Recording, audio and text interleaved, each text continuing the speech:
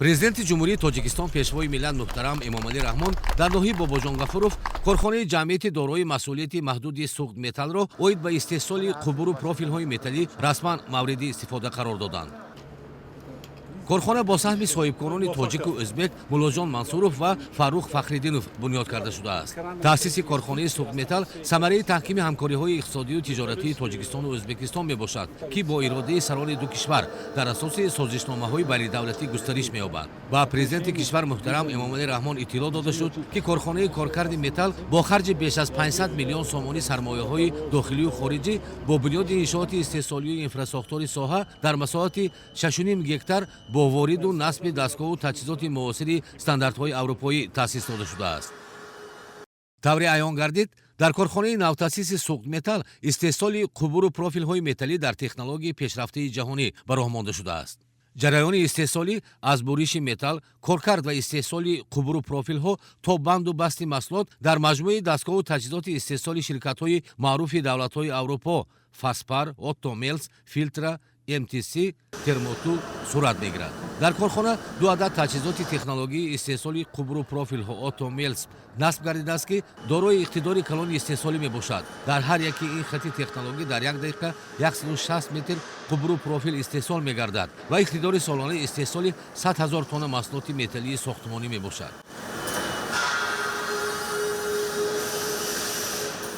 дар истеҳсолот ҷараёни кафшергарӣ, буриш бо санги алмосӣ, арракунӣ ва банду басти маҳсулот амалӣ мегардад. бо истифода аз таҷҳизоти муосири технология аз рӯи ҳаҷм ва андоза 50 намуди қубур ва профилҳои металлии мутобиқ ба сифату стандарт истеҳсол карда мешавад. тибқи нақшаҳои истеҳсолию тиҷоратӣ дар корхона дар оянда бо омӯзиши талаботи бозори дохилӣ ҳаҷму намуди қубуру профилҳои металлӣ зиёд карда мешавад. муассисону соҳибкорони ҷамъияти дорои масъулияти маҳдуди суғдметалл нақша доранд бо аз худкунии пурраи бозори дохилӣ ҳаҷми истеҳсоли маҳсулотро зиёд намоянд ва шумораи коргаронро то ба 300 нафар мерасонанд. ҳамзамон корхона имкони содироти маҳсулотро ба хориҷи кишвар дорад. дар корхонаи ҷамъияти дорои масъулияти маҳдуди суғдметалл барои фаъолияти ҳайати муҳандисию техникӣ ва коргарон бо бунёди биноҳои маъмурият, ошхона, нуқтаҳои санитарию гигиенӣ, истироҳатӣ, толори фитнес шароитҳои меъёрӣ фароҳам оварда шудааст.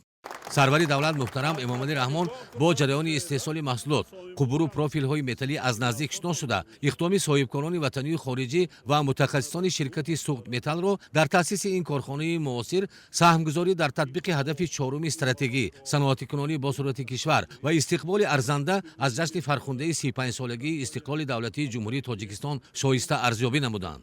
сарвари давлат таъкид намуданд, ки тадбирҳои андешидаи ҳукумати кишвар ва ташаббусҳои созандаи соҳибкорону сармоягузорон ба рушди соҳа замина мегузорад ва тамоми 5 соли охир ҳаҷми маҷмӯи маҳсулоти саноатии кишвар аз 27 миллиард ба 53 миллиард сомонӣ расонда шуд, ки қариб 2 баробар зиёд мебошад. дар ин давра дар мамлакат беш аз 2040 корхонаи саноатӣ ва 74 000 ҷойи корӣ таъсис дода шуд. танҳо дар соли 2024 740 коргоҳу корхонаҳои нави истеҳсолӣ бунёд гардида, дар ин бахш дар маҷмӯъ қариб 20 000 ҷойи корӣ ташкил карда шудааст. сурати миёнаи солонаи рушди соҳа дар ин давра дар сатҳи 15% таъмин гардид.